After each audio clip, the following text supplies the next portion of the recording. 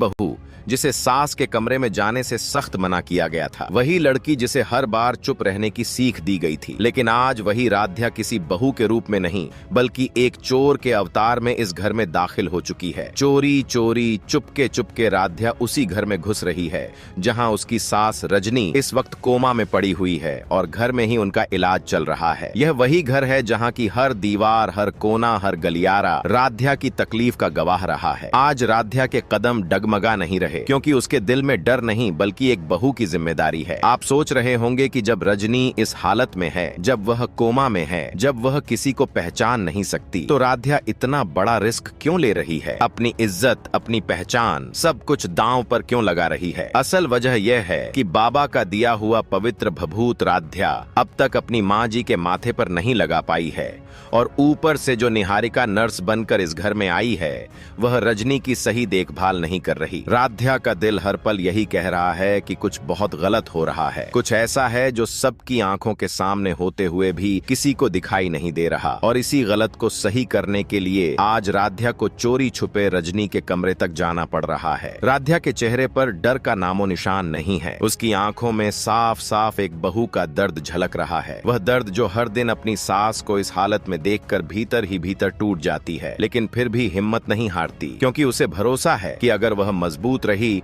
तो सच जरूर सामने आएगा। घर के लंबे सन्नाटे भरे गलियारे में जैसे जैसे राध्या आगे बढ़ती है वैसे वैसे उसके कानों में दादी की सख्त आवाज गूंजने लगती है। उसे प्रथम की नाराजगी याद आती है, उसे घर के ताने याद आते हैं, लेकिन इन सब से ऊपर उसके दिल में बस एक ही आवाज चल रही है, माँ जी, माँ जी, माँ जी। जैसे ही राध्या रजनी के कमरे के बाहर पहुंचती है वहां का माहौल उसे बेचैन कर देता है। कमरे के बाहर बैठी नर्स की लापरवाही भरी आंखें और उसका बेरुखा रवैया राध्या के शक को और गहरा कर देता है। राध्या समझ जाती है कि आज वह यहाँ सिर्फ अपनी सास को देखने नहीं आई है बल्कि यह जानने आई है कि जो दवाइयाँ और इंजेक्शन इतने दिनों से रजनी को दिए जा रहे हैं क्या वे सही हैं या फिर किसी ने जानबूझकर रजनी की हालत को और बिगाड़ने की साजिश रच रखी है। राध्या के मन में अब यह बात घर करने लगती है कि इस सब के पीछे निहारिका का हाथ जरूर है। हालांकि पूरी सच्चाई अभी राध्या के सामने नहीं आई है, लेकिन उसका दिल उसे बार बार यही इशारा दे रहा है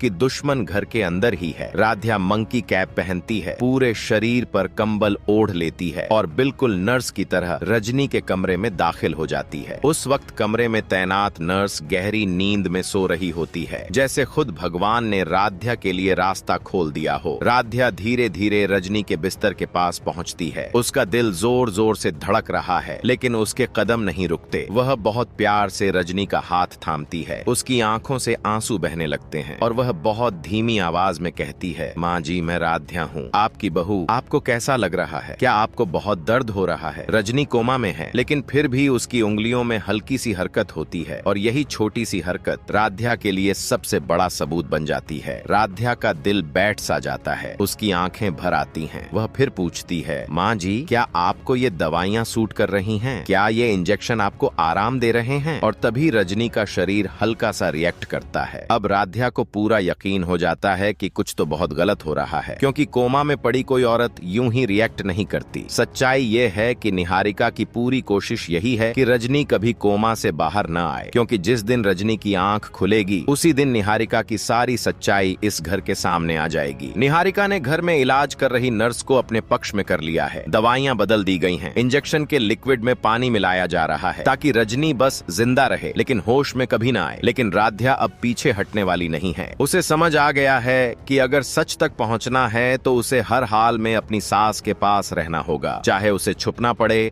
चाहे उसे सबके खिलाफ क्यों न जाना पड़े। उधर घर में माहौल और भी ज्यादा तनाव भरा हुआ है। दादी का हुक्म इस घर में आखिरी माना जाता है। दादी ने साफ कह दिया है कि राध्या किसी भी हालत में रजनी के कमरे में कदम नहीं रखेगी और दादी की बात को इस घर में कोई नहीं टाल सकता। यही वजह है कि राध्या के हाथ में बाबा का दिया हुआ पवित्र नेत्र भभूत होने के बावजूद वह उसे अपनी सास के माथे पर नहीं लगा पा रही। राध्या हर दिन भगवान से यही प्रार्थना करती है कि बस एक बार माँ जी के पास जाने का मौका मिल जाए। उसकी आंखों में डर नहीं बल्कि अटूट विश्वास है। तभी राध्या की चोरी पकड़ी जाती है। प्रथम गुस्से में राध्या से पूछता है, क्या जरूरत थी यह सब करने की? तुम्हें साफ साफ मना किया गया था कि तुम माँ जी से नहीं मिलोगी, फिर भी तुम यह हरकत कर बैठी। राध्या रोती हुई कहती है, प्रथम मैंने चोरी नहीं की, मैंने यह सब मजबूरी में किया क्योंकि यह नर्स मुझे माँ जी से मिलने ही नहीं दे रही थी। प्रथम और तेज आवाज में कहता है, क्यों मिलना है तुम्हें? माँ जी से जब दादी और पूरे घर ने मना किया है तो फिर क्यों जिद कर रही हो? राध्या कांपती आवाज में कहती है, क्योंकि माँ जी को मुझसे मिलना जरूरी है और मुझे भी उनसे मिलना जरूरी है। दादी गुस्से में कहती है, यह लड़की हर बार नई मुसीबत खड़ी कर देती है। पहले माँ की जान खतरे में डाली, अब घर में तमाशा कर रही है। नर्स भी गुस्से में कहती है, देखिए मैं यहाँ मरीज की सेवा करने आई हूँ, किसी के ड्रामे सहने के लिए नहीं। राध्या नर्स के सामने हाथ जोड़कर कहती है, माफ कर दीजिए, मैंने आपको तकलीफ दी लेकिन मैं मजबूर थी। प्रथम कहता है, कैसी मजबूरी? राध्या, हर बार तुम्हारे पास एक नई कहानी होती है। तभी राध्या अपने पल्लू से बाबा का दिया हुआ भभूत निकालती है और सबके सामने दिखाते हुए कहती है, यह बाबा ने मुझे दिया है, उन्होंने कहा है कि इसे माँ जी के माथे पर लगाने से उनकी हालत सुधर जाएगी। सब लोग हैरानी से राध्या को देखने लगते हैं। दादी तंज कसते हुए कहती है, अब तंत्र मंत्र भी शुरू हो गया। राध्या कहती है, दादी यह तंत्र मंत्र नहीं है, यह मेरी आस्था है और मेरी आखिरी उम्मीद है। प्रथम की आवाज थोड़ी नरम पड़ जाती है। वह कहता है, लेकिन इसके लिए नर्स को बंद करना जरूरी था। राध्या कहती है, वह मुझे माँ जी से मिलने ही नहीं दे रही थी और समय निकलता जा रहा था। नर्स कहती है, मुझे सख्त आदेश मिले थे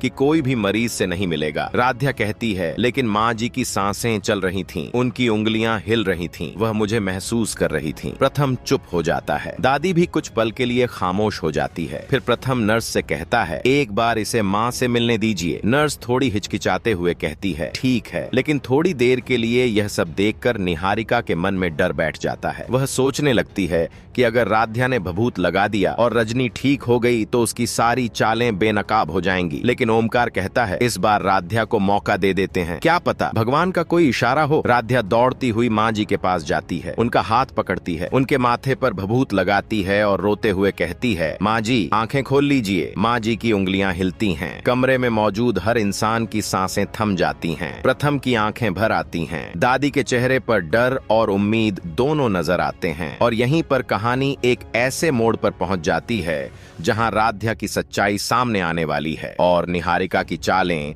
अब ज्यादा दिन छुपी नहीं रह पाएंगी।